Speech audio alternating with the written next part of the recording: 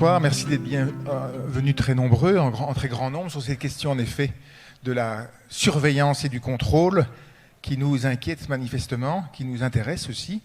Alors excusez-moi, je suis un petit poussé, mais l'imprimante, on a imprimé tellement de billets que l'imprimante ne fonctionne plus, donc je n'ai pas pu imprimer mes notes, donc je suis un grand poussé.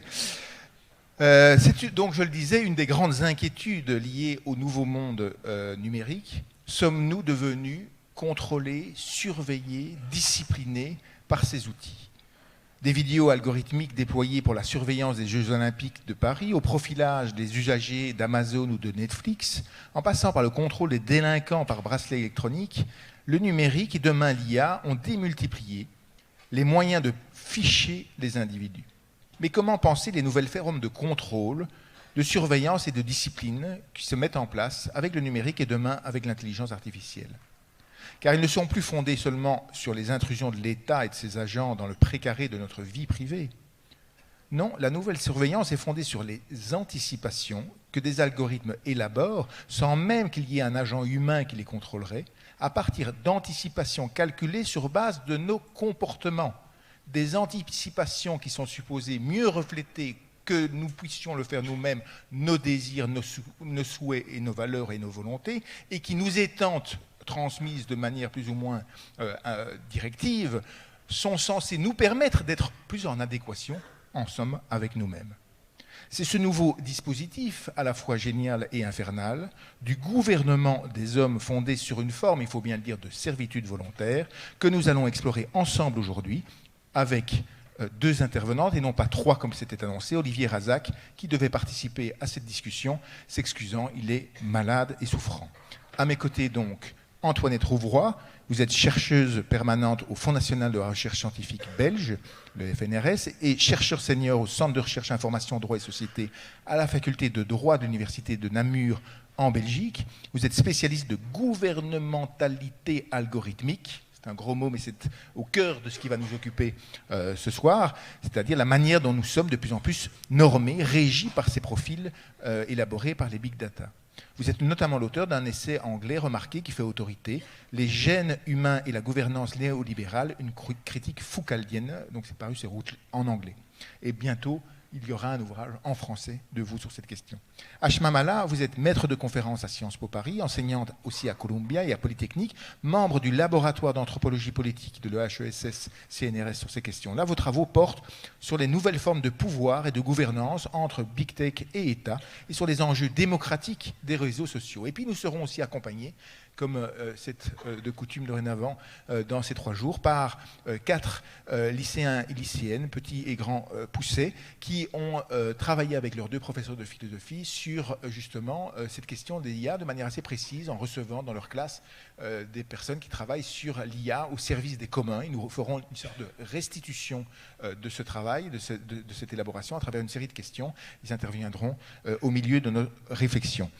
Merci en tout cas à leurs professeurs d'avoir accompagné donc, cette réflexion. Mais je vous propose donc 3 moments. Un premier moment, en quelque sorte, de faire un état des lieux où vous mettriez un peu sur la table l'état de l'art, de cette nouvelle art politique fondée sur la gouvernementalité. C'est quoi un algorithme? C'est quoi un profil? Comment ça marche? Et une fois qu'on aura les éléments de l'état de l'art, peut-être accueillir les réflexions, les questions, peut-être pas toutes naïves, des plus jeunes. Et enfin, à envisager les réflexions, les problèmes philosophiques, les questions philosophiques que ça pose sur notre liberté, mais aussi les modèles peut-être politiques différenciés. C'est sans doute pas le même modèle du contrôle social en Chine, en Europe ou aux États-Unis. On verra ça de manière un peu plus précise. Merci en tout cas. Donc je vous propose dans un premier temps, peut-être Antoinette Rouvroy, de nous expliquer, mais ça fonctionne comment la gouvernementalité algorithmique? Et puis c'est quoi un algorithme? Bonjour. Alors, la gouvernementalité algorithmique, en fait, c'est une hypothèse de recherche qui date déjà d'il y a un certain nombre d'années. C'est une ligne de recherche qu'on a lancée avec des collègues belges. Et c'est l'idée, finalement, d'un ordonnancement du monde social qui ne serait plus articulé à la loi, aux normes sociales subjectivement et collectivement reconnaissables et discutables et idéologiquement suspectes toujours, mais aux données c'est-à-dire aux données qui prolifèrent du monde social, quasiment en temps réel, quasiment continuellement, et à partir desquelles, grâce à des algorithmes relativement simples en fait, contrairement à ce qu'on pense, des algorithmes relativement simples, on repère on appelle ça des patterns, ce sont en quelque sorte des modèles, c'est-à-dire des corrélations. Alors ce sont des corrélations qui sont établies entre, ce que je pourrais dire, j'appelle ça des phéromones numériques, c'est-à-dire des données qui sont vraiment infrapersonnelles, qui ne disent rien sur vous en tant qu'être singulier. Ce peuvent être des données que vous n'avez même pas conscience de les émettre.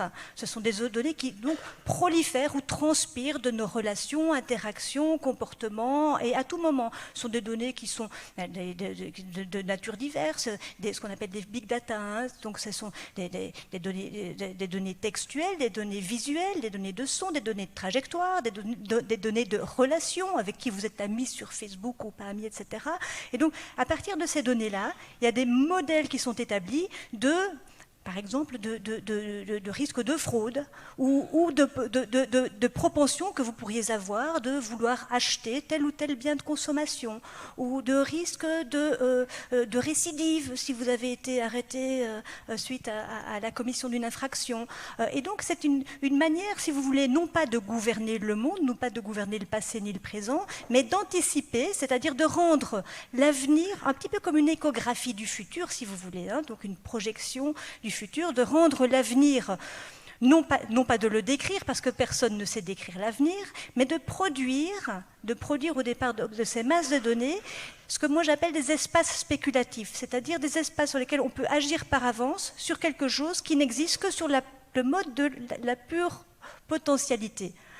Alors, je dis, en fait, les algorithmes, ils sont, contrairement à ce qu'on a l'impression, à ce dont on peut avoir l'impression, Big Brother nous regarde, on est observé, etc., ils nous surveillent, ils sont là partout, ils nous surveillent. Non, pas du tout, en fait, les algorithmes n'ont en fait rien à faire de qui vous êtes, de quelles sont vos intentions singulières. Ce qui compte pour un algorithme, ce sont les traces vraiment infrapersonnelles de vos comportements, qui sont reliés de manière purement statistique à des modèles comportementaux qui sont établis au sein d'un grand corps statistique impersonnel, toutes les données disponibles, pour ensuite établir effectivement des propensions. Ce ne sont même pas vraiment des risques, mais des propensions sur base desquelles on peut agir par avance, mais alors sur le mode de l'agilité. Donc en fait, ça ne gouverne pas.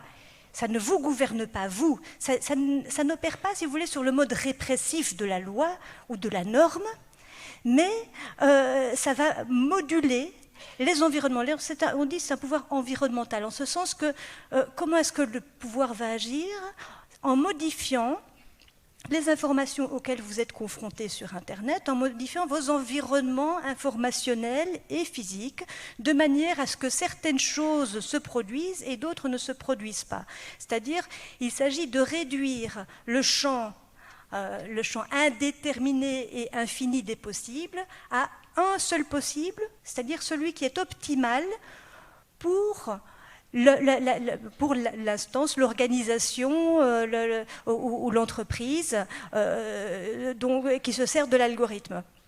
Et donc, c'est un mode d'ordonnancement du monde qui n'en passe plus par des choses signifiantes, c'est-à-dire qu'on passe aussi progressivement, et ça on s'en rend compte, d'une civilisation du signe, du mot, du concept interprétable, reconnaissable, et du texte interprétable, dans une civilisation du signal numérique insignifiant, donc non interprétable, parce que dépourvu en lui-même individuellement de toute signification, et de l'algorithme. Alors ça change énormément de choses, dans la mesure notamment, et ça il me semble que c'est important, c'est que c'est un mode de gouvernement qui court-circuite les manières collectives que nous pouvons avoir de décider des critères qui vont présider à la répartition des opportunités dans la vie sociale, c'est-à-dire les critères de besoin, de mérite, de désirabilité, de dangerosité potentielle. Normalement, ces critères-là sont des critères qui sont fixés par la théorie de la justice et qui sont fixés dans des textes qui peuvent être, par exemple, le texte constitutionnel. Et là, c'est tout à fait court-circuité, puisqu'on délègue, si vous voulez, à des machines qui ne fonctionnent plus sur une logique déductive qui est la nôtre. Nous avons tendance à relier les phénomènes à leurs causes pour prédire l'avenir. Les machines fonctionnent, ces systèmes de machine learning, comme on les appelle, d'apprentissage machine, fonctionnent de façon tout à fait différente, c'est-à-dire qu'ils sont inductifs, ils vont détecter des effets pour inférer d'autres effets, en se désintéressant complètement des causes. Et en sous-traitant donc aux machines, les machines se voient mises à charge la tâche, si vous voulez, de déterminer les critères de mérite, de besoin, de désirabilité, etc. Alors ça se voit même au niveau le plus bas. C'est-à-dire que pour ces machines algorithmiques, ce qui relève du signe signifiant, c'est-à-dire du signal ou du signe signifiant, et ce qui relève du bruit, c'est-à-dire ce que l'on ne doit pas considérer pour modéliser ou pour moduler le social, n'est plus décidé par aucune instance institutionnelle. Vous savez, Jacques Rancière, le philosophe Jacques Rancière, dans Le partage du sensible, disait que l'une des fonctions de l'institution, c'est précisément de décider de ce qui va être reçu comme signifiant et ce qui va être reçu comme insignifiant dans le discours public. Alors on sait très bien que les discours des notables, hommes, dans la Grèce antique, valaient pour du signal signifiant, alors que les bavardages des dames, et heureusement on a changé d'époque, les bavardages des dames, des esclaves, des enfants, étaient insignifiants, c'était du bruit. Donc ici, alors vous voyez, ça a un aspect très normatif, très écrasant en quelque sorte. Donc il y a des vertus qu'on pourrait penser émancipatrices aussi, à confier aux machines plutôt qu'aux puissants la possibilité de décider de ce qui relève du signal signifiant et de ce qui relève du bruit.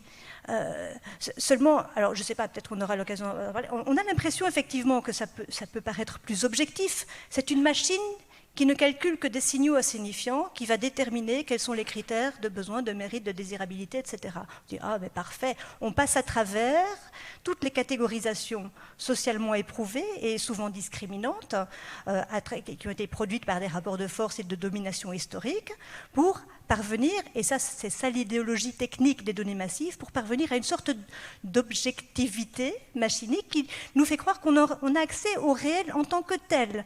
On a accès au monde indépendamment de toute représentation douteuse, de tout rapport de force et de domination.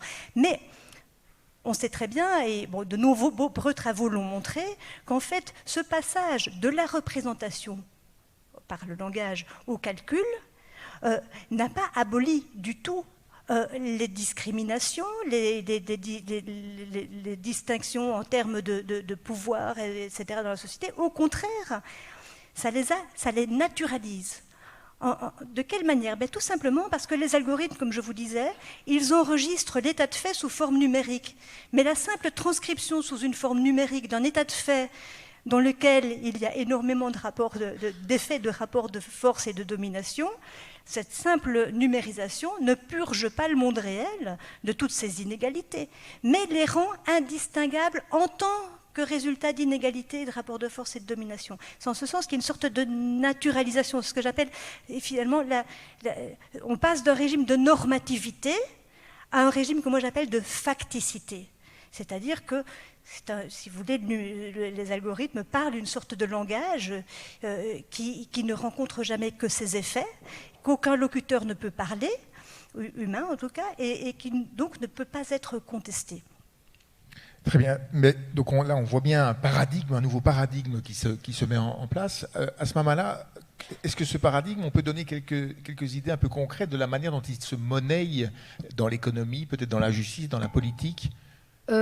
Alors oui, je vais apporter une dimension très concrète, mais pas directement économique. Si je devais aller sur l'analyse un peu économique de ce qu'on va appeler le capitalisme de surveillance, bon, les analyses sur le sujet sont assez éculées. C'est l'ensemble des coopérations entre public et privé, entre géants technologiques, qui sont donc les grands propriétaires des plateformes sur lesquelles vous faites quoi? Eh bien, vous fabriquez ces données-là que Antoinette vient d'évoquer et qui viennent derrière nourrir les algorithmes et les modèles et maintenant même les hyperparamètres qui font que finalement, vous êtes réduit, votre singularité, comme tu l'évoquais, à quelques signaux si possible faibles, qui vont donc nous aider à prédire quelque chose qui n'était pas du tout certain à la base ou initialement.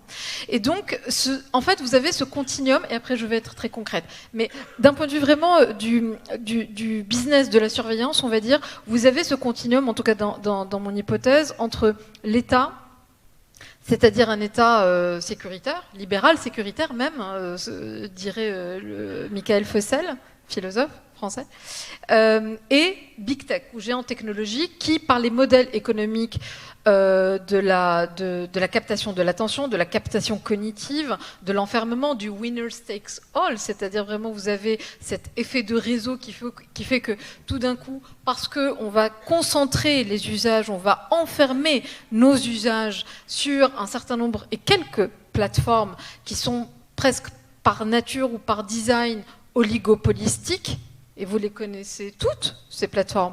Et si on faisait un test là tout de suite, franchement, si on fait là, un test tout de suite, vous sortez vos smartphones et vous regardez sur combien de plateformes et combien d'apps, en réalité, vous tournez de façon compulsive tous les jours.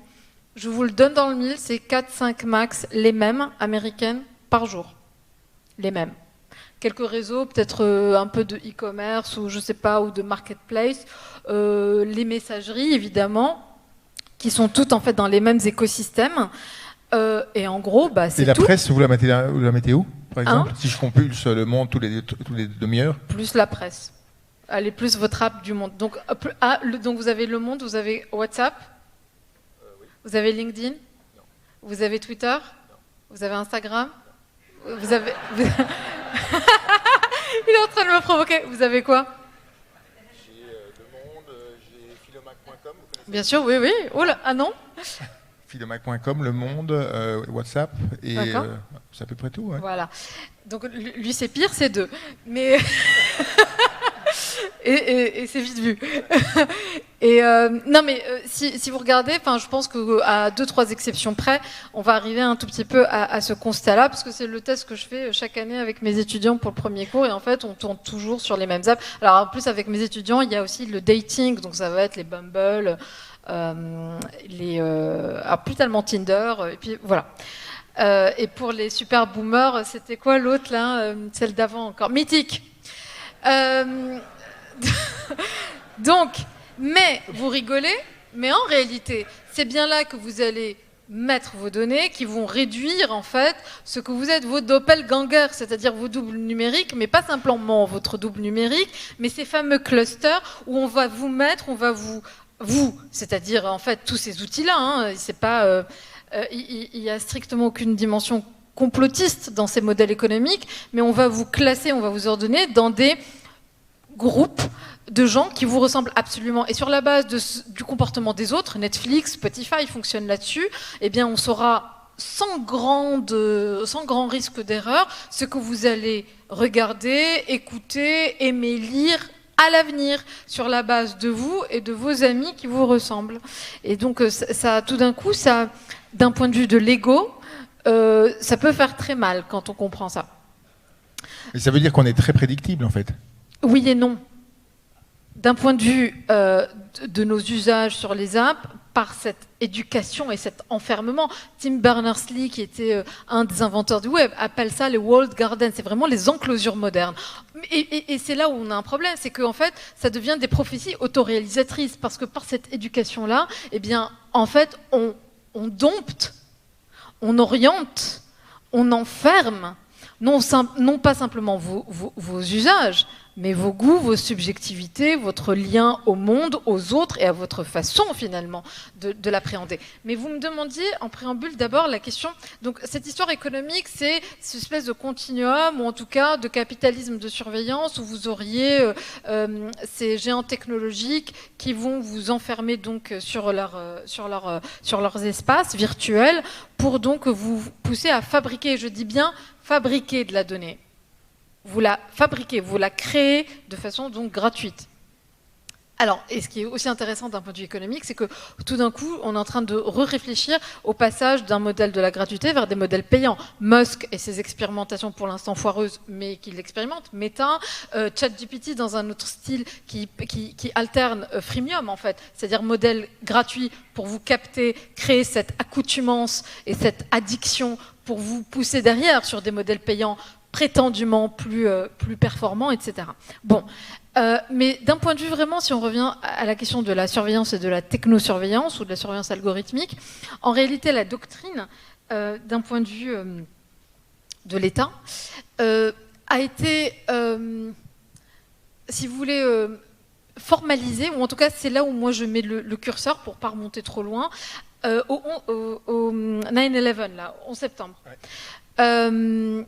Parce que suite à ça, suite aux attentats, ce qui va se passer, c'est qu'aux États-Unis, d'abord par la DARPA, qui est l'agence d'innovation de rupture du Pentagone, on va avoir cette idée, qui est une idée de génie, de la Total Information Awareness, l'ère de l'information totale, qui est une vraie doctrine aux États-Unis et qui a donné derrière, 10 ans plus tard, les révélations de Snowden, de se dire, en fait, tous ces gars-là, tous ces gens-là, nous autres, les citoyens utilisateurs, lâchent beaucoup de données quand même sur ces plateformes, des données hyper privées, qui travaillent aussi sur nos faiblesses égotiques, s'exposer, se raconter, les narrations de soi-même, etc., qui sont en fait une mine d'informations d'un point de vue du renseignement, et gratuite. Et tout d'un coup, à bas coût, pour pratiquement rien ou si peu, on avait la possibilité finalement d'avoir une masse d'informations sur à peu près tout le monde, pour aller chercher l'aiguille au milieu de cette botte de foin qui initialement coûtait si cher.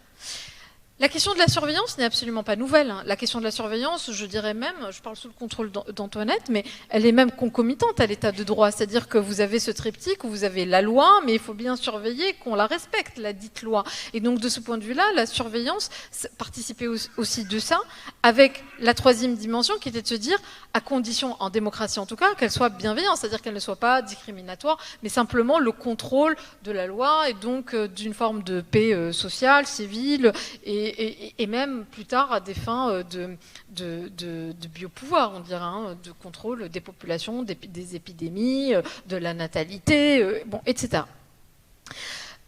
Donc initialement, si vous voulez, si on remonte, c'était un peu ça.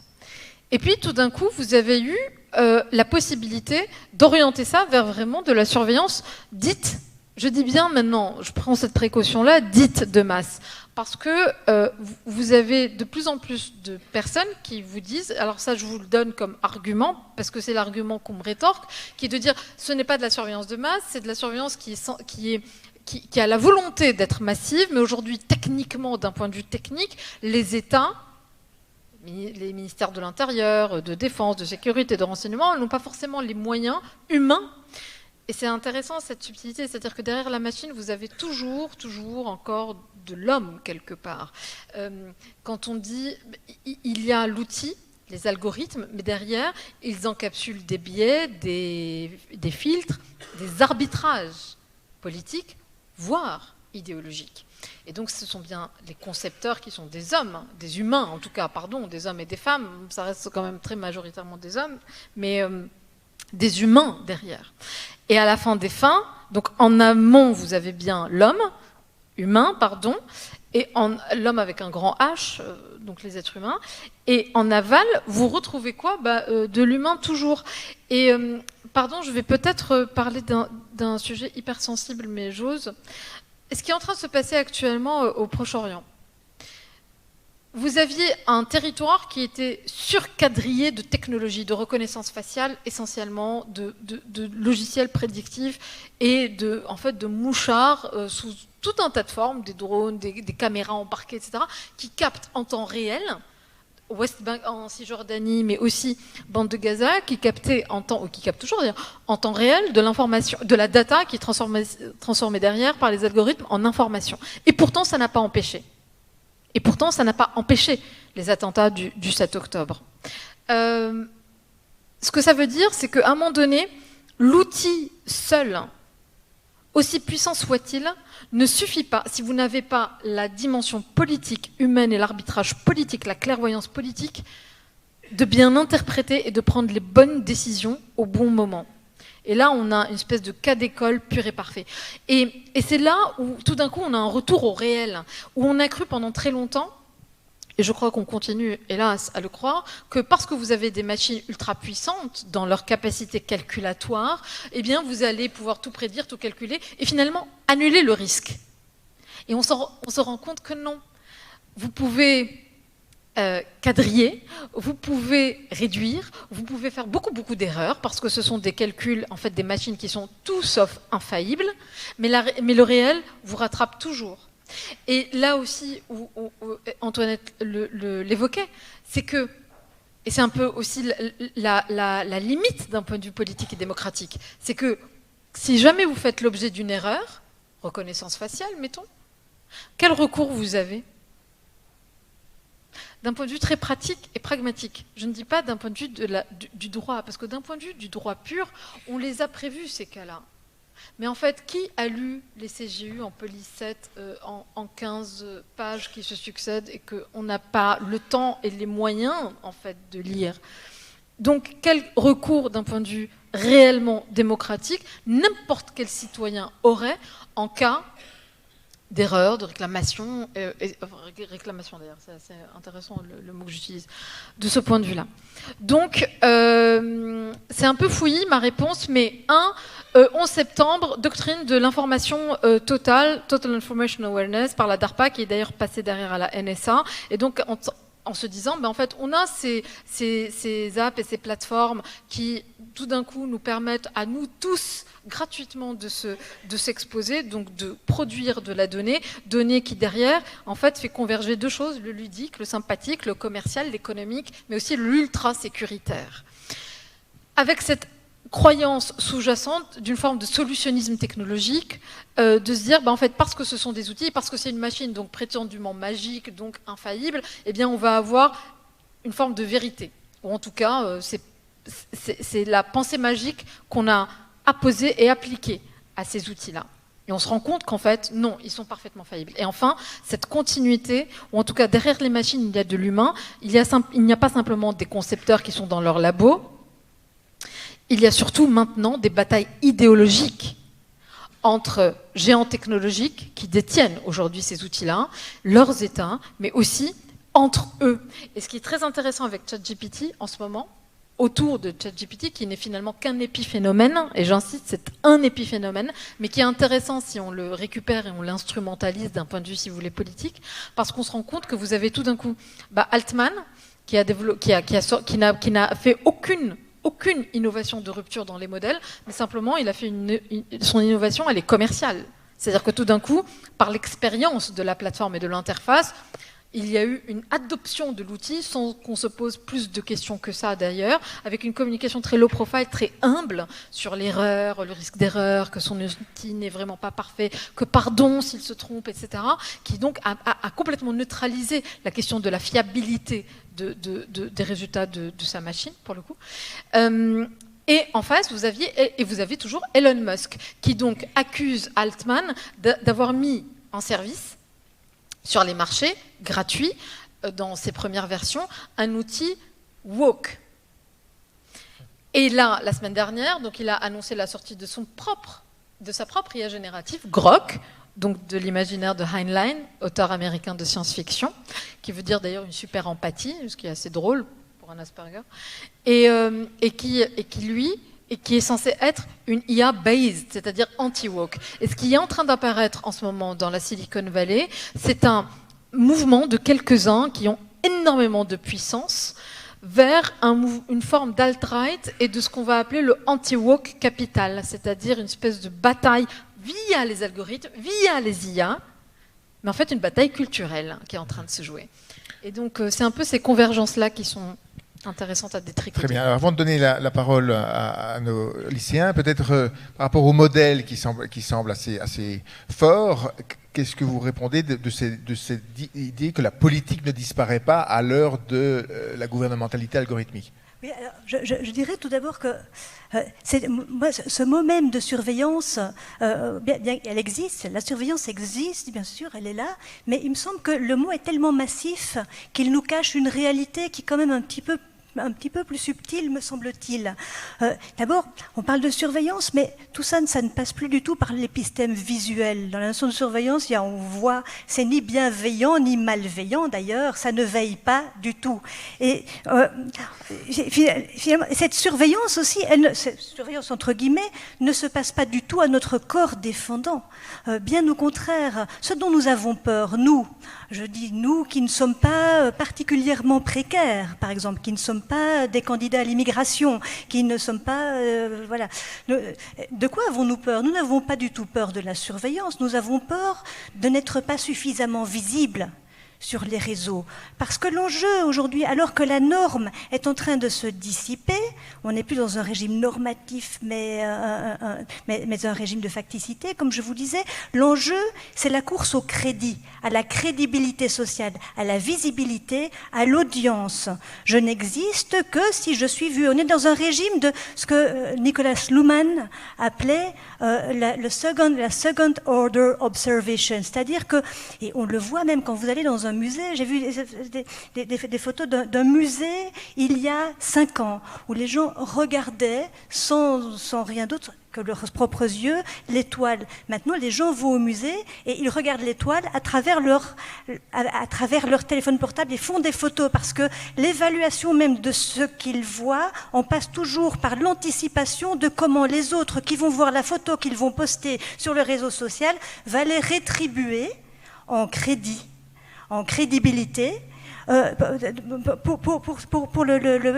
ce type de poste. Et donc, voilà, ce que je voulais dire, ce n'est pas à notre corps défendant, mais d'une part, parce qu'on est dans une transformation finalement qui nous affecte tous, dans notre manière même de nous donner à nous-mêmes du crédit, que ça se passe comme ça, et aussi parce que chacun, nous voulons être reconnus comme uniques, c'est-à-dire que cet engouement pour les algorithmes et pour la personnalisation des environnements informationnels et physiques, pour la personnalisation des interactions que nous avons avec les bureaucraties publiques et privées, ce n'est pas quelque chose qui nous est imposé, c'est parce que nous voulons chacun être reconnus comme unique, irréductible à aucune moyenne, irréductible à aucune catégorie socialement éprouvée. Et donc nous fonctionnons là-dedans. Et ce capitalisme numérique ou ce tournant algorithmique se nourrit précisément de cette sorte de précarité ontologique, c'est-à-dire du fait que nous, et la plupart des vivants d'ailleurs, nous sommes des processus en constant dépassement de nous-mêmes et donc en doute quant à notre propre valeur, et nous sommes d'autant plus en doute quant à notre propre valeur qu'aujourd'hui, les critères et les métriques à l'aune desquels nous sommes évalués ou nos performances sont évaluées les unes par rapport aux autres sont devenus éminemment plastiques. Un chauffeur Uber, par exemple, pour vous donner cet exemple-là, pourquoi joue-t-il le jeu extrêmement toxique de la compétition absolue à l'aune du phéromone numérique, c'est-à-dire du clic ou de l'étoile que son client va lui remettre, alors qu'il sait très bien que ça va à l'encontre finalement de toute possibilité d'agencement collectif des travailleurs Uber, des travailleurs de plateforme. Pourquoi est-ce qu'il joue? C'est pas parce que c'est pas en raison d'une soi-disant opacité de l'algorithme. Non, les chauffeurs Uber, ils savent très très bien comment l'algorithme fonctionne. Ce sont de véritables experts, mais ils en jouent. Pourquoi?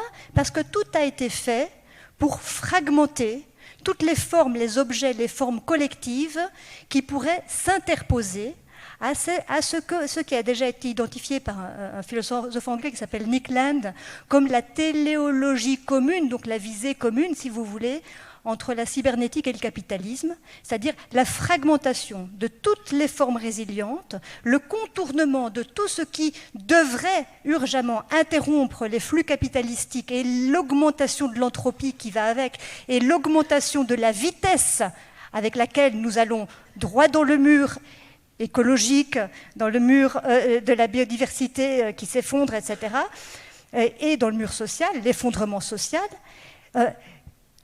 L'enjeu, c'est de court-circuiter, si vous voulez, pour le capitalisme, court-circuiter tout ce qui pourrait lui faire obstacle. Et donc, moi, je dis finalement, ces algorithmes, ce n'est pas la cause de nos problèmes, ils sont le symptôme d'une évolution du capitalisme, la dernière évolution en date, qui, ayant quasiment épuisé les ressources matérielles, naturelles, etc., se saisit à présent du virtuel, c'est-à-dire de la dimension temporelle, de ce que nous pourrions devenir, afin finalement de préempter, c'est-à-dire d'agir par avance sur ce qui pourrait lui faire obstacle, en cassant tous les collectifs, en empêchant l'action collective. Et donc, on a besoin, face à ça, d'une critique non pas des algorithmes qui demanderaient la transparence des algorithmes. Oui, c'est bien, évidemment, encore plus de transparence, encore plus, oui, c'est toujours bien, qui ne serait pas d'accord.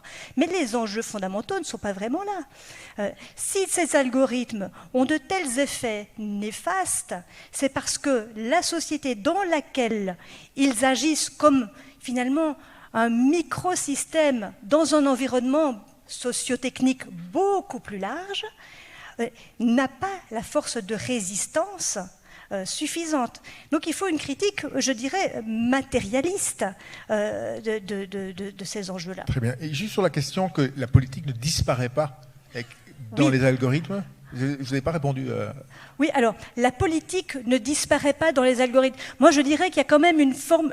Alors, la politique ne disparaît pas, mais il y a quand même une dépolitisation, c'est-à-dire un court-circuit des possibilités que les individus et les collectifs auraient de mettre en question, par exemple, les métriques ou la décision dont je vous parlais tout à l'heure, qu'est-ce qui distingue le signal du bruit? Ça, c'est une décision qui, normalement, doit relever quasiment d'ordre constitutionnel, pour parler comme juriste. Qu'est-ce qui relève du bruit? Qu'est-ce qui relève du signal? Qu'est-ce qui vaut dans une société? Qu'est-ce qui ne compte pas? Qu'est-ce qui compte et qui ne compte pas?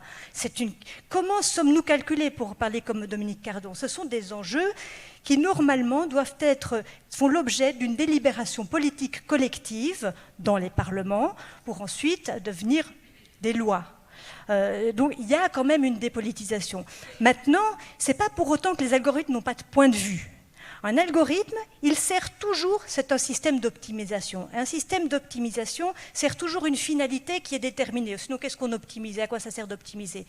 Alors, on peut l'avoir, et là, c'est ça, la politique de chaque algorithme, on peut l'avoir formalisée dans ce qu'on appelle la fonction objective de l'algorithme.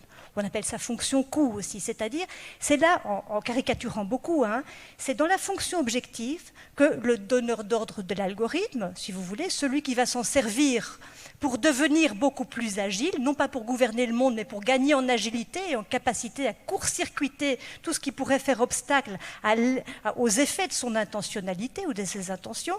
Donc cette fonction objective, elle inscrit ce qu'il y a à maximiser et ce qu'il y a à minimiser.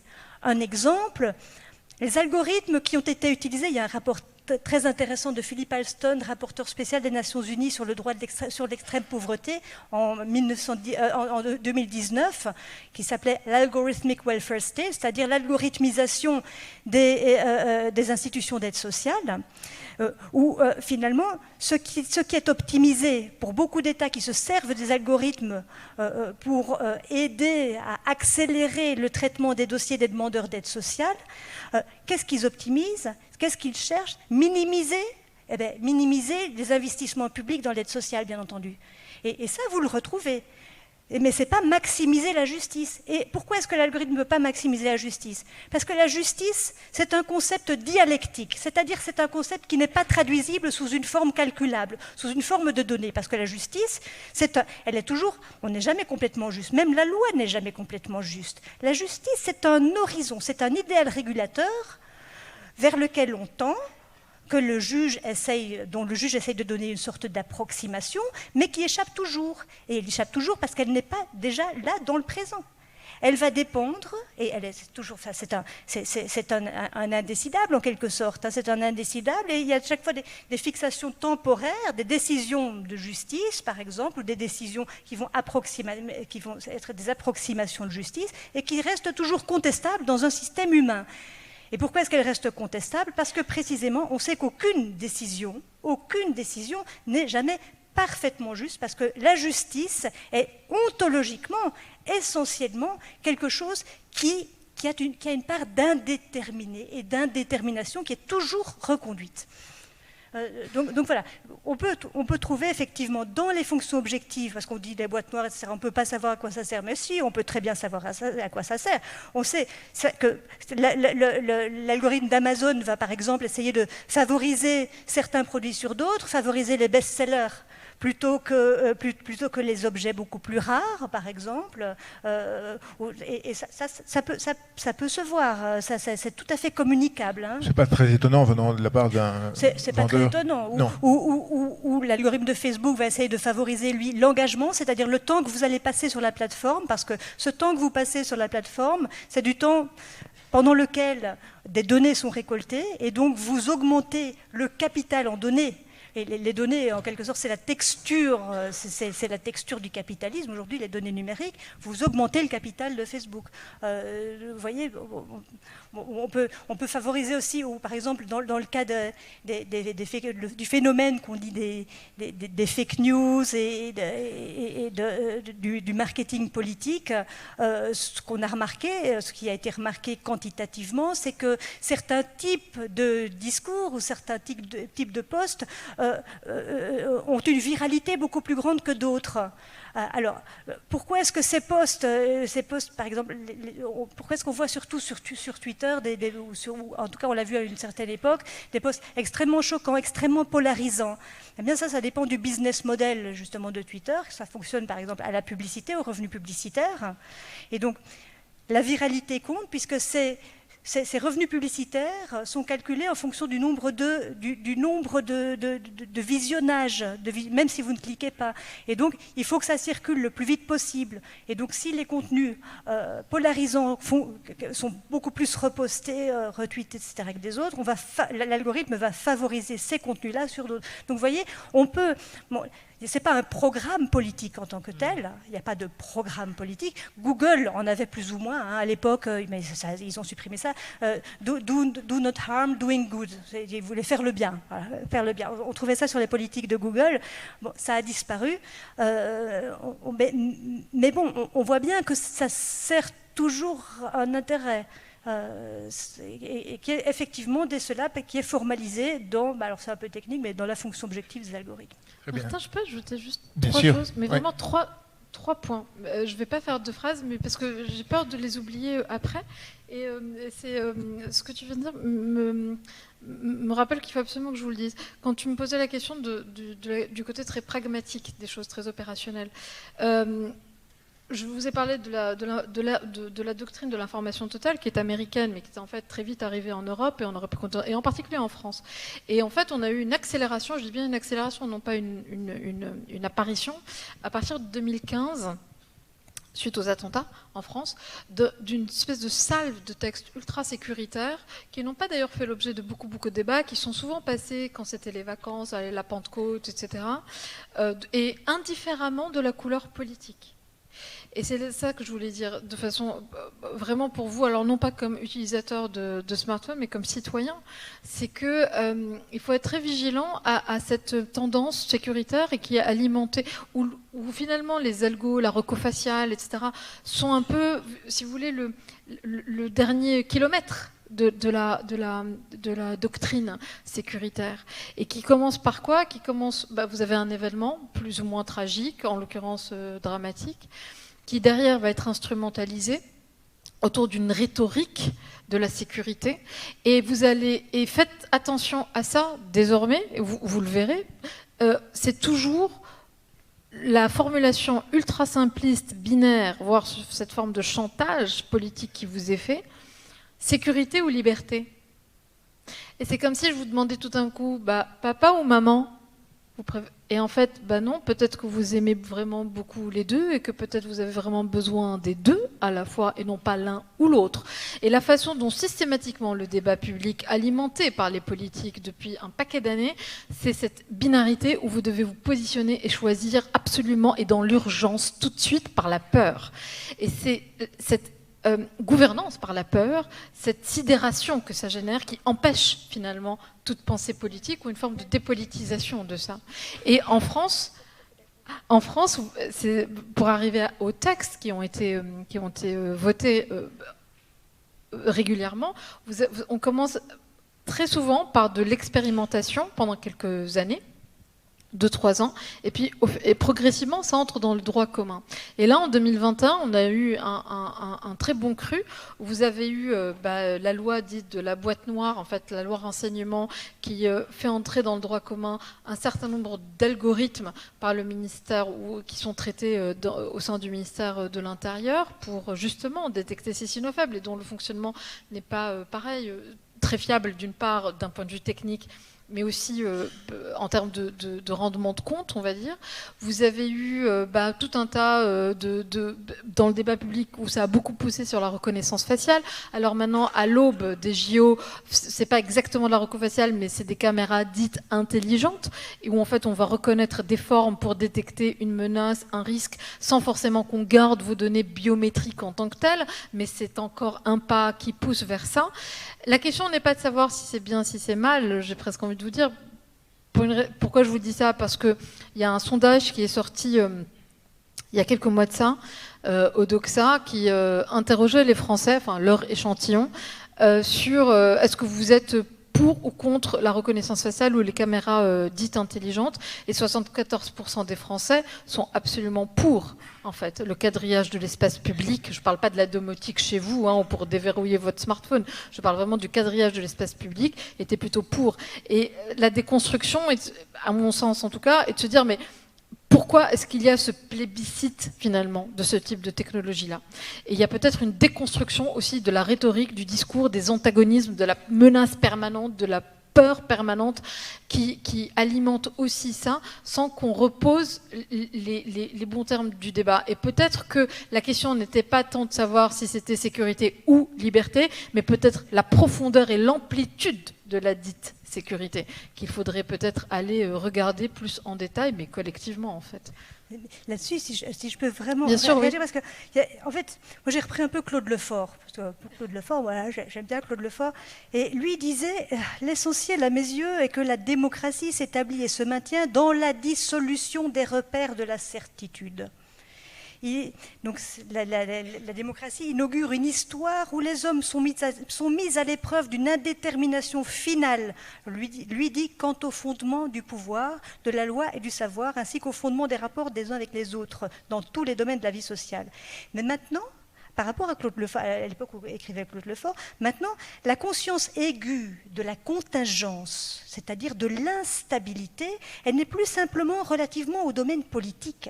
Elle s'étend aussi à l'environnement biophysique dans lequel nous sommes, et géo-biophysique à l'échelle planétaire.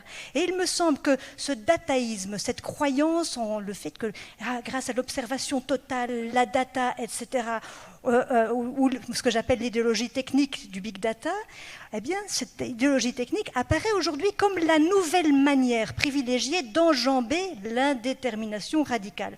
Et donc la tâche assumée par la datafication ou l'algorithmisation, ou par ce qu'on appelle encore le tournant computationnel, est précisément la tâche que Claude Lefort, lui, assignait à l'idéologie, c'est-à-dire la restauration de la certitude dans une société démocratique caractérisée par l'indétermination.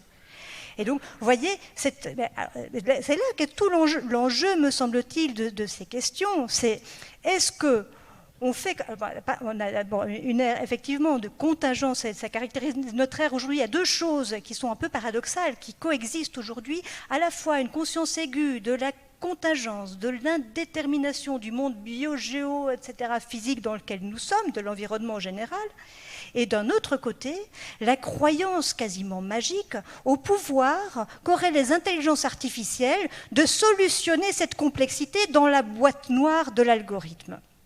Et ça, cette double croyance, me semble, est marquante de notre époque. Mais ce qu'elle fait, si on va dans ce sens-là, en disant mais les algorithmes vont métaboliser la complexité en nous dispensant d'avoir à l'enjamber par nos conventions, par tous nos artifices typiquement humains, qui sont le langage, la décision collective, la délibération démocratique et collective par rapport à l'incertitude à laquelle nous sommes en commun confrontés, c'est bien ça l'enjeu du commun. Et normalement, l'enjeu de l'espace public, Alain Desrosières définissait l'espace public comme espace dans lequel nous sommes confrontés à la chose commune en tant qu'elle est irréductible à la seule juxtaposition des intérêts individuels. Vous voyez, on a là tout l'enjeu. Me semble-t-il, c'est tout l'enjeu. Mais donc, c'est pas tellement le problème de la dystopie sécuritaire, Big Brother, etc. Non, ce qui est en train de se jouer, ce sont me semble-t-il, des glissements relativement subtils dans nos manières de nous relier à ce qu'on appelait l'incertitude, ce qu'on appelle aujourd'hui l'urgence et l'émergence, les phénomènes émergents. Et je crois qu'on est passé effectivement de la prévision, de la prédiction et finalement de la précaution à quelque chose qui est aujourd'hui très différent, qui est ce qu'on appelle la résilience et l'agilité. Et la résilience et l'agilité nous émancipent ou nous dispensent d'avoir encore même à prédire ou à même faire des probabilités. Il suffit de capter en temps réel les signaux faibles qui proviennent du monde numérisé et de se donner, grâce aux algorithmes, la capacité d'y réagir quasiment en temps réel et de façon agile. Merci. On verra d'ailleurs dans un instant aussi avec les questions que ça pose de notre complicité avec ces systèmes qui ne fonctionneraient pas sans notre complicité. Nous sommes tous là avec des téléphones, après tout, nous nourrissons la bête en permanence. Mais place aux questions donc, de nos lycéens. Voilà, il y a un micro qui est là. Voilà. Je vais vous demander chaque fois de vous présenter, peut-être de nous faire le retour sur votre travail autour de ces questions du contrôle et de la surveillance et éventuellement de nous faire part aussi de vos questions.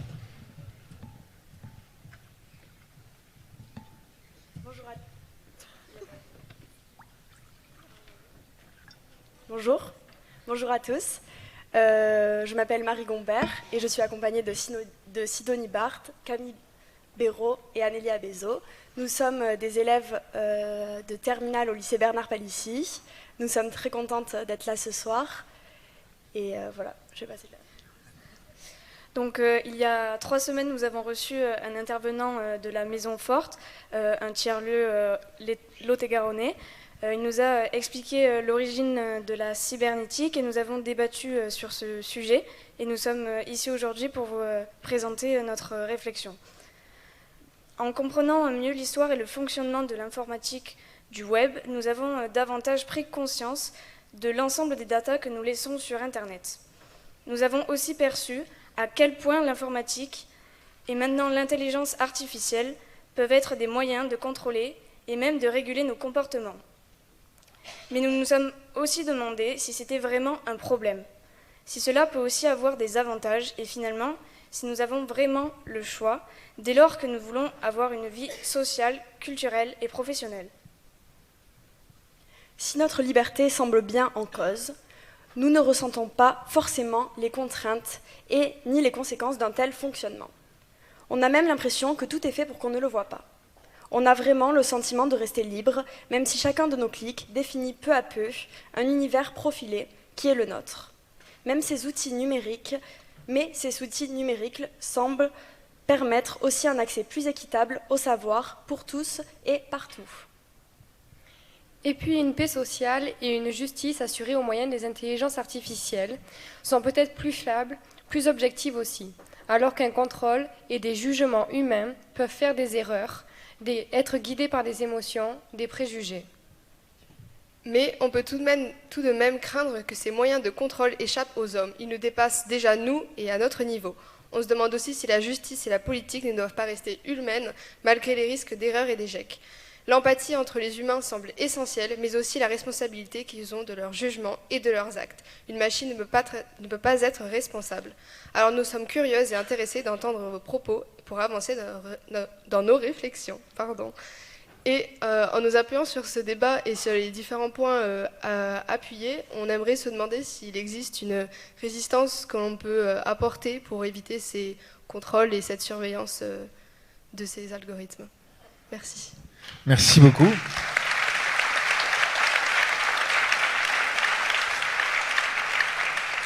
Alors, je retiens 2 éléments intéressants, c'est-à-dire que c'est vrai que nous participons, nous n'avons pas le sentiment et très étrangement d'ailleurs, c'est-à-dire que nous nourrissons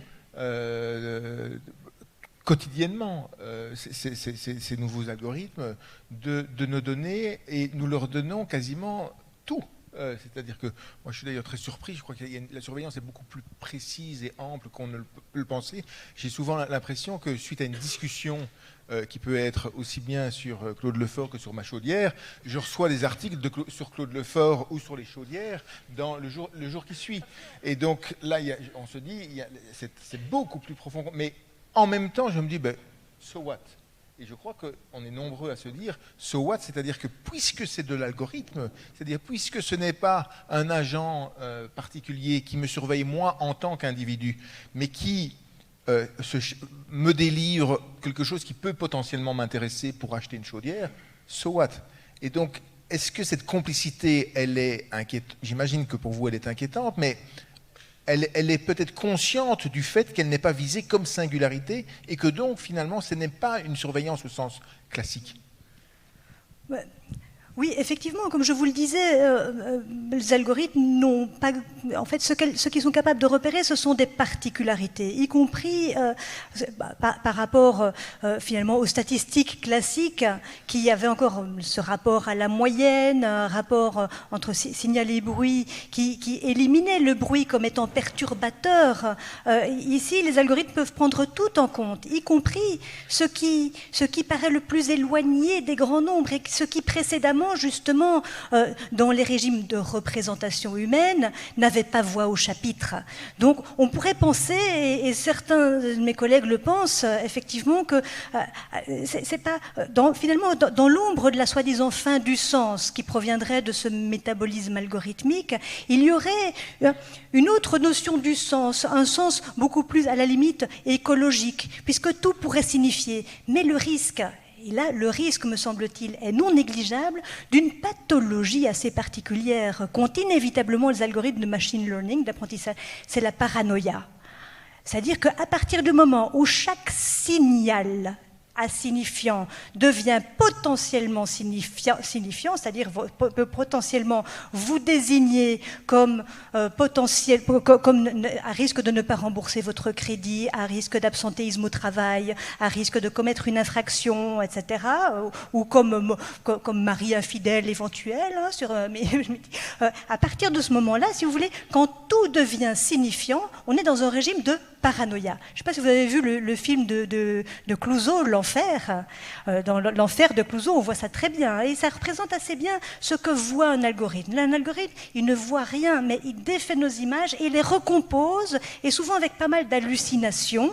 Et des hallucinations qui sont domestiquées par la fonction objective de l'algorithme et qui font voir absolument tout en fonction de cette fonction objective de l'algorithme qui est la subjectivité de l'algorithme. Et l'algorithme va délirer que parce que vous vous mouchez à tel moment ou que vous vous grattez la tête, vous êtes ceci ou cela. Vous voyez ? Donc le risque, c'est la paranoïa. Un autre risque sanitaire, il y a 3 risques sanitaires pour les algorithmes de délire.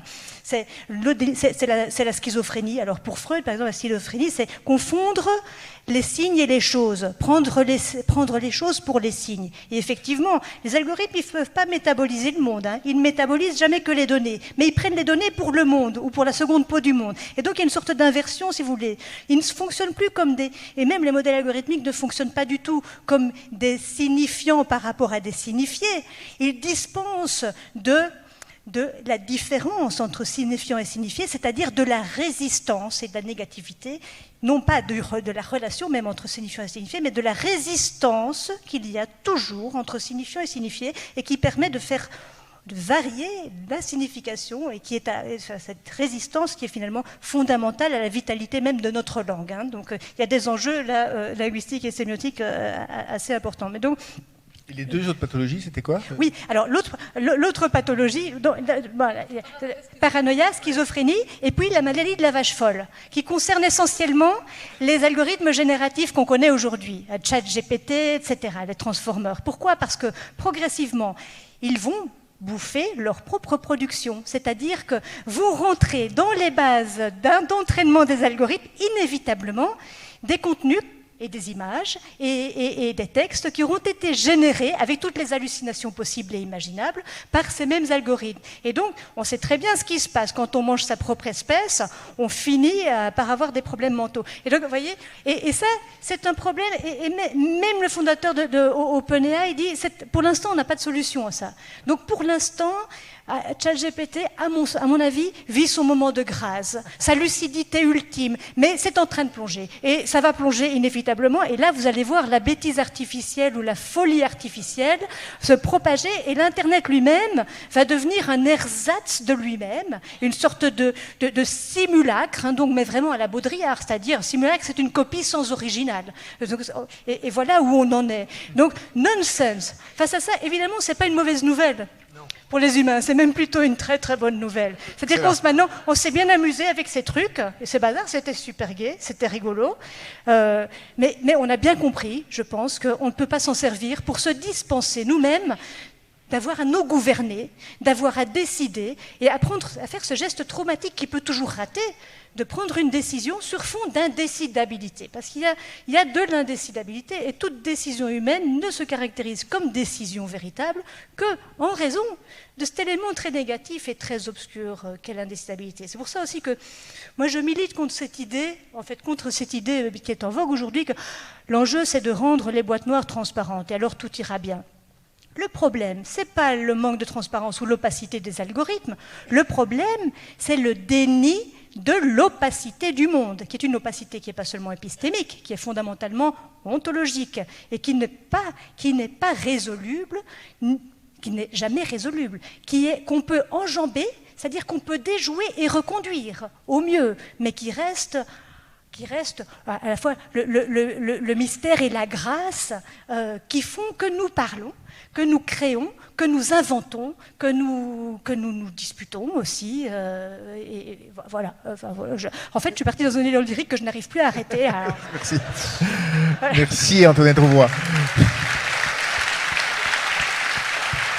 Alors, on va prendre quelques-unes de vos questions, mais je voudrais demander à Asma Malin quand même, est-ce qu'il y a aujourd'hui, vous qui travaillez sur les usages politiques de la Big Tech, est-ce qu'il y a des modèles de politique d'usage de l'IA? Est-ce que par exemple, on a beaucoup entendu parler du social crédit chinois,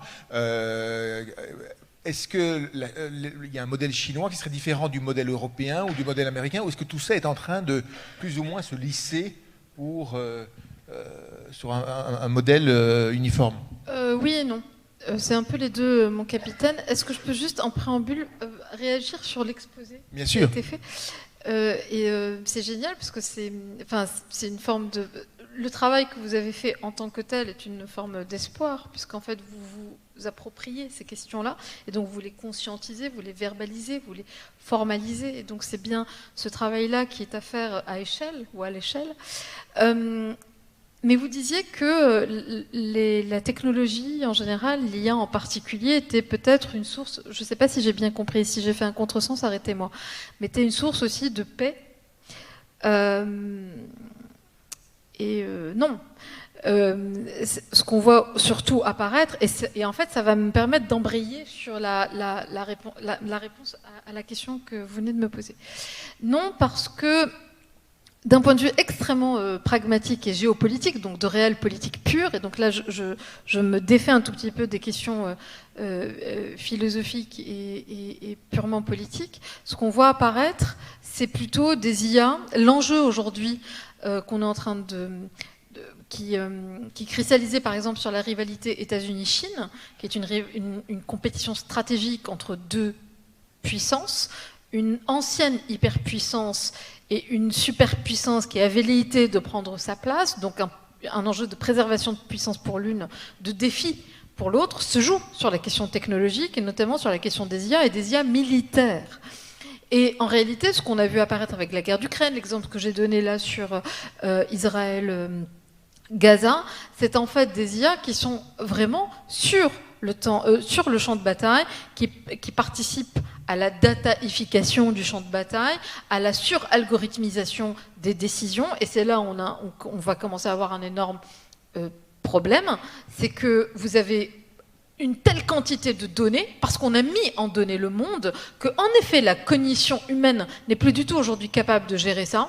Et donc, en effet, on a besoin d'outils type des IA pour traiter, pour processer toutes ces datas, pour les transformer en quoi? En informations, puis en informations stratégiques qui vont remonter la chaîne de commandement pour prendre les décisions. Et ce qu'on a vu apparaître surtout là récemment en Ukraine, ce sont des IA génératives, pas celles d'OpenAI directement, mais celles de Palantir, donc le groupe de Alex Carr, Peter Thiel, etc., avec une idéologie d'ailleurs très forte. La guerre algorithmique. Enfin, sur le théâtre ukrainien, on a beaucoup l'impression que c'est les hommes qui ont fait la guerre, pas des machines. Ben oui et non, c'est-à-dire que oui, en termes de guerre, même de tranchées, on avait l'impression que c'était la Première Guerre mondiale, tout d'un coup, et en même temps, et dans un monde parallèle, mais en fait connexe, qui n'est pas si parallèle que ça, vous aviez toute la dimension cyber, avec Microsoft, qui a vraiment été à côté et aux côtés des armées ukrainiennes pour déjouer les cyber-attaques russes, et c'est assez intéressant, parce que au fur et à mesure, on a commencé à voir les révélations et on s'est rendu compte que, en fait, les États-Unis avaient commencé à envoyer des signaux, notamment à l'Europe, sur la guerre, sur la base des signaux cyber. C'est-à-dire qu'il y a eu une explosion des micro-attaques cyber de la Russie vers l'Ukraine qui a en fait dénoté une espèce d'excitation qui, très vite, s'est matérialisé par l'invasion physique, matérielle, conventionnelle, cinétique, c'est-à-dire sur le terrain. Et donc, on a bien ces deux choses-là, des armées conventionnelles, et on est vraiment sur quelque chose d'hyper conventionnel. Armée contre armée, c'est même pas de l'asymétrie, contrairement à l'autre front du Proche-Orient, qui lui est une guerre asymétrique, mais au sens, disons, de définition. Augmenter de la dimension cyber, donc des conflictualités hybrides du cyberespace, qui en fait sont triplées de la question de l'intelligence artificielle. Et donc l'IA générative de Palantir a été, en captant les datas de satellites, Starlink et tout un tas d'autres acteurs qui ont été en soutien aux opérations, ou pas d'ailleurs, quand ils ont refusé arbitrairement d'activer tel ou tel service. Donc il y a aussi le côté arbitraire de ces acteurs-là, qui deviennent des acteurs militaires, tout d'un coup. Et donc des IA génératives qui vont traiter cette donnée, la transformer en information, et derrière, vous donner les scénarios possibles au commandement, ou à la chaîne de commandement. Et donc, l'IA aujourd'hui est un outil plein et entier de la guerre, et ça va aller croissant. C'est la tendance, et ce n'est pas une tendance, c'est une réalité. Et puis après, il y a le champ des armes autonomes, évidemment, sur lesquelles, au-delà de quelques discours éthiques, la question du droit est totalement muette, pour une raison très simple, c'est que c'est bien là-dessus que se cristallise la question de la rivalité sino-américaine, avec évidemment toujours la question de la troisième voie européenne, de sa souveraineté, etc. Donc il y a une espèce de truc un peu... Et sur les modèles politiques... Ouais. Alors, officiellement, qu'est-ce qu'on a? On a des techno-autoritarismes type la Chine avec le crédit social, le quadrillage de l'espace public, les bons points des bons et des mauvais citoyens, je caricature. C'est un peu plus compliqué que ça. Et puis, en face, on a, disons, et j'ai pas très envie de rejouer le clash des civilisations à la Huntington, parce que je pense que c'est une lecture du monde qui est fausse et dangereuse, parce qu'en réalité, le monde est beaucoup plus... multipolaire en réalité, mais quand même on a le discours West versus the rest, où en tout cas nous ici en Occident et dans les démocraties libérales, on critique sans doute à juste titre les techno-autoritarismes, mais sans se poser la question de est-ce que nos modèles à nous, d'un point de vue politique, ne seraient pas en train de converger. Et en réalité, ce que je vous disais tout à l'heure en préambule, c'est que de façon subreptice, sans qu'on le mette de but en blanc, ou formalisé de façon aussi claire et tranchée, peut-être binaire, à ma manière dans le débat public, d'une certaine façon, petit à petit, progressivement, de façon invisible, par toutes ces accoutumances, avec des technologies qui sont par nature duales, c'est-à-dire qu'elles sont à la fois civiles et militaires, les mêmes. Et là où c'est nouveau, ou là où on a quelque chose d'inédit, c'est qu'on commence par les usages civils, accoutumances, on neutralise, on dépolitise, et puis après, ça attaque les dimensions sécuritaires et militaires. Donc on peut supposer une convergence avec les lois sécuritaires, avec des événements qui arrivent plus ou moins heureux, des attentats, des JO, etc., pour commencer à quadriller l'espace et à neutraliser la discussion politique avec cette rhétorique de la peur, de la gouvernance par la peur, sur la menace, les antagonismes, la sécurité, le risque permanent, en effet, Antoinette le disait, dans l'urgence. Et avec cette pensée magique, surtout, en quadrillant, donc on va tout gérer. Mais d'un point de vue très concret, vous pourriez dire que c'est de la théorie, voire de la littérature, et qu'après tout, et que si ça pouvait, disons, arrêter un criminel en puissance, sans que lui-même, d'ailleurs, ne le sache, qu'il risque de devenir criminel, finalement, pourquoi pas parce que je l'ai entendu, ça, beaucoup. Mais, rappelez-vous ce qui s'est passé pendant le Covid. Est-ce que vous étiez content d'avoir une app qui fliquait où vous alliez, combien de temps, à quel moment, sur quel rayon kilométrique? Et est-ce que vous seriez content que ça devienne le régime normal ou normatif de nos quotidiens et de nos sociétés? Je ne suis pas certaine. Or, si on ne commence pas à prendre garde, ce sont bien ces glissements-là qu'on a finalement, sur lesquels on a déjà eu un petit aperçu il n'y a pas si longtemps, qui pourraient finalement nous menacer. Donc c'est bien cette réflexion-là, c'est pas du tout quelque chose d'hypothétique ou quelque chose pour le voisin d'un côté, pour le psychopathe d'à côté. Non, c'est qu'on l'a déjà expérimenté sur un temps assez court, dans le cadre d'une pandémie, à échelle. Est-ce qu'on en a été content? Est-ce que vous avez été heureux dans ces moments-là? Et donc ça pose la question de quelle société on veut. Mais on veut avec un nous qui est bien collectif, c'est-à-dire nous tous acteurs de ce qu'on est en train de construire comme avenir, voire futur. Donc sur la convergence des modèles, théoriquement non, mais d'un point de vue du discours et d'un point de vue disons de l'histoire de ces modèles, concrètement, il y a des points de convergence, parce qu'il y a un État qui se déconnecte et qui, en fait, retrouve une forme de légitimité sur les questions sécuritaires, de façon, à mon sens, plus ou moins artificielle. Et en face, la réponse, disons, européenne en tout cas, parce que les États-Unis ont une autre posture, c'est la norme. Donc vous allez avoir tout un tas de règles, alors le RGPD pour protéger vos données personnelles, des régulateurs, en France type la CNIL, l'ARCOM, etc., qui vont venir soi-disant superviser. Mais un, vous avez un déficit de moyens techniques, humains, et deux, en fait, on interagit toujours trop tard. Si je prends un exemple très bête, mais la question de la modération, par exemple, sur les réseaux sociaux. Oui, on a un super paquet législatif qui s'appelle le Digital Services Act, et c'est très bien, et on s'auto-congratule. La vérité, c'est que quand on regarde dans le fond des choses, en fait, il sert à peu près à rien. C'est-à-dire qu'on a fait une loi qui, par définition, va toujours réagir après le problème, après ex post, sur des modèles de l'ultra-immédiateté, de l'ultra-viralité. Et je rejoins Antoinette sur la question de la transparence des algorithmes qui est revendiquée, demandée, exigée à foison. Je vais vous le dire, on n'a pas besoin d'avoir de la transparence des algorithmes parce qu'on sait déjà ce qu'ils font en fait, puisque l'intention, on la connaît. On la connaît l'intention, follow the money.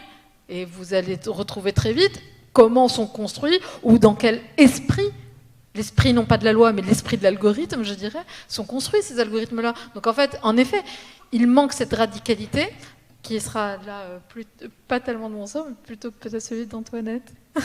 Très bien.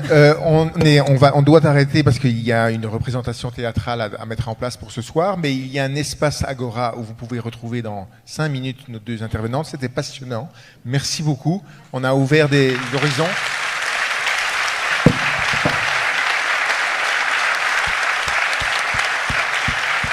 Et merci à nos 4 lycéennes et à nos professeurs de philosophie. Bonne continuation à ce soir ou à demain.